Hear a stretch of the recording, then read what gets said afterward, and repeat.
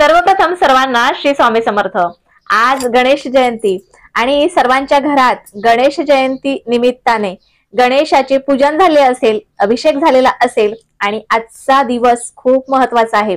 जर का तुम्ही आजच्या दिवशी गणपती बाप्पांना आणलं असेल तर मग काय, दसरा दिवाळी आपल्या घरी अगदी खूप हा उत्सव आणि आजचा जो सण आहे अगदी अतिशय महत्वाचा, सोन्यासारखा दिवस। माझ्याकडे पण काही वर्षापूर्वी हे गणपती बाप्पा येऊन गेलेले आहेत आणि खूप छान मला अनुभव त्यांचा आलेला आहे। गणपती बाप्पा ही सर्वांची आवडती आणि लाडकी दैवत। आपल्या सर्वांच्या मनातल्या इच्छा पूर्ण करण्याचं काम हे गणपती बाप्पा करत असतात। सर्वांचं कार्य सिद्धीस नेण्याचं काम हे गणपती बाप्पा करत असतात। कुठल्याही विघ्न न आणता अगदी भरभरून आपल्या कार्याला काय म्हणतात त्याला, भरभरून आपलं कार्य अगदी आनंदाने पुढे नेण्याचं काम हे गणपती बाप्पा करत असतात। गणपती बाप्पा मोरया। आजच्या व्हिडिओला सुरुवात करूया। व्हिडिओला सुरुवात करण्याआधी गणपती बाप्पांची कृपा सर्वांवर व्हावी आणि माझ्यावर सुद्धा व्हावी आणि त्यासाठी मी हे माझं हेअर ऑइल बनवलेलं आहे आणि हे तुमच्यापर्यंत पोहोचवण्यासाठी व्हॉट्सअपचा एक मी नंबर देते स्क्रीनवर, त्या नंबरवर येऊन हाय करा। ह्या तेलाने आपले सुंदर आणि लांब सडक असे केस होतात, काळेभोर लांब सडक। केसांच्या ज्या पण कुठल्या समस्या आहेत त्या समस्या दूर होतात आणि आपले केस सुंदर मुलायम लांब सडक होतात। तर हा 100% प्युअर आहे आणि मी माझ्या स्वतःच्या हाताने बनवलंय। आजच्या विषयाकडे वळूया। गणपती बाप्पा मोरया। तर आजचा विषय अत्यंत महत्वाचा आहे। कुणाकडे गणपती बाप्पा आले असतील त्यांनी केला तरीही चालेल, नसतील आले त्यांनी केला तरीही चालेल। आपल्या मनातल्या वर्षानुवर्ष इच्छा अपूर्ण आहेत आणि त्या पूर्ण करण्याचा दिवस म्हणजे हा गणेश जयंती असं म्हटलं जातं। गणेश तत्व ह्या दिवशी जास्तीत जास्त असतात, त्यामुळे आपण केलेली कुठलीही उपाय सेवा हे गणपती बाप्पांपर्यंत नक्कीच पोहोचतात आणि त्यामुळे आपण हे उपाय किंवा सेवा नक्कीच कराव्या। आजच्या दिवशी अथर्व शीर्षाचं पठण अगदी कायमच करावं, परंतु आजच्या दिवशी खूप महत्वाचं आहे, हे झालंच पाहिजे।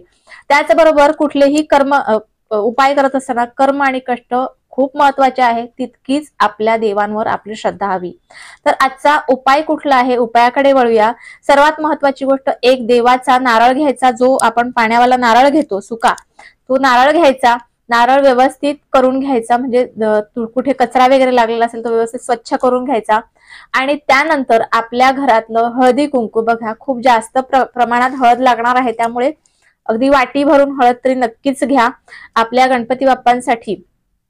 आणि आपण आणलेलीच असेल घरात तर हळद घ्या आणि व्यवस्थित ती हळद अगदी गंगाजलाने अगदी, किंवा आपल्याकडे जर का रोज वॉटर म्हणजे गुलाबजल ज्याला आपण म्हणतो ते आणलेलं असेल आणि त्याच्यात जरी भिजवून घेतली तरी चालेल, नसेलच तरी आपलं प्यायचं आरोचं पाणी घेतलं तरीही चालेल। शुद्ध पाण्याने ही हळद व्यवस्थित पेस्ट करून घ्या। या हळदीचं लेपन पूर्ण नारळाला करा, त्याचा शेंडा सोडून द्यायचा, परंतु खालचं जे आवरण आहे त्या आवरणाला म्हणजे खालचा जो भाग आहे त्याला पूर्ण आपण हळदीने रंगवून घ्यायचं।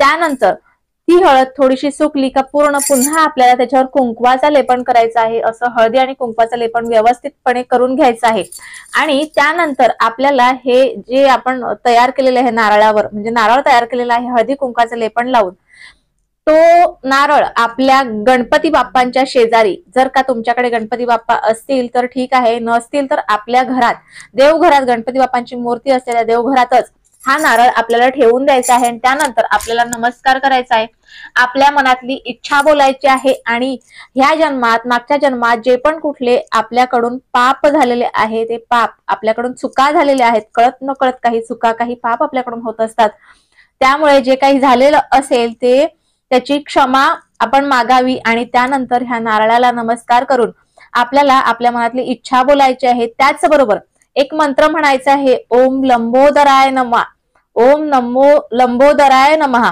या मंत्राचा तुम्हाला जप करायचा आहे। ह्या मंत्राचा जप करायला जरी तुम्ही माळ वापरली तरीही चालेल, नाही वापरली तरीही चालेल। हा नारळ तिथेच पूर्ण रात्र ठेवायचा आहे। आता तुम्ही संध्याकाळी व्हिडिओ पाहत असाल तर रात्रीच्या वेळेला हा उपाय केला तरी चालेल। हा उपाय केल्याच्या नंतर उद्या संध्याकाळपर्यंत हा नारळ तिथेच ठेवा, कारण उद्या संध्याकाळी दुपारनंतर बाप्पांचं विसर्जन होणार आहे आणि जर का तुम्ही बाप्पांना घरात आणलेलं असेल तर बाप्पांच्या सोबतच हा नारळ सुद्धा तुम्हाला विसर्जन करायचा आहे। आणि जर का तुम्ही शहरात राहत असाल, आजूबाजूला कुठे पाणी नसेल किंवा तुम्ही गणपती बाप्पा घरात आणले नसतील, तरी पण हा नारळ देवघरातच ठेवायचा आणि दुसऱ्या दिवशी एखाद्या झाडाखाली किंवा जवळच कुठे नदी असेल त्या नदीत किंवा समुद्रात तुम्ही हा नारळ विसर्जन करू शकता।